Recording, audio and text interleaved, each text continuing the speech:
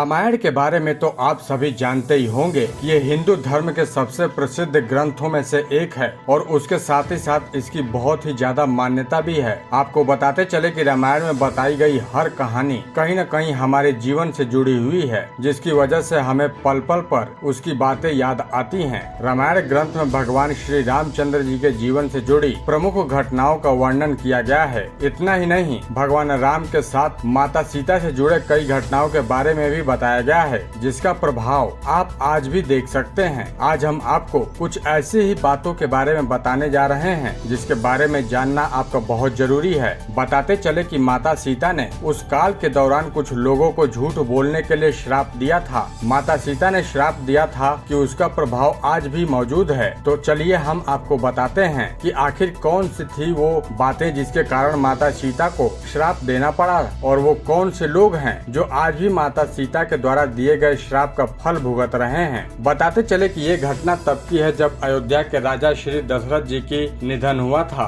बताया जाता है कि दशरथ जी के निधन के बाद भगवान श्री रामचंद्र जी भाई लक्ष्मण के साथ उनकी पिंड दान की सामग्री लेने के लिए गए हुए थे, लेकिन किसी कारणवश उन्हें आने में बहुत देर हो गया था और इधर पिंड दान का समय निकलता जा रहा था। आपको ये भी बता दें कि माता सीता ने देखा कि पिंड दान का उचित समय खत्म होने वाला है, तो उन्होंने प्रभु श्री राम को कहा कि आपको प्रतीक्षा करने के बजाय उनकी अनुपस्थिति में ही एक निश्चित समय पर अपने ससुर का पिंडदान विधि पूर्वक कर दिया। इतना ही नहीं, आपको बताते चले कि जब श्री रामचंद्र जी वापस लौट कर आए तो सीता जी ने रामचंद्र जी से पिंडदान से जुड़ी सभी बातें बताई और उन्होंने कहा कि सभी विधि पूर्वक उन्होंने पिंडदान किया है। उसके साथ ही साथ माता ने ये भी कहा कि वो पंडित गाय, कौवा और फल्गु नदी जो कि पिंडदान के समय वहाँ पर मौजूद थे, उनसे इसके बारे में पूछ सकते हैं। लेकिन जब भगवान श्री राम ने इन चारों से पिंडदान के बारे में पूछा तो इन चारों ने किसी भी प्रकार के पिंडदान किए जाने की बात से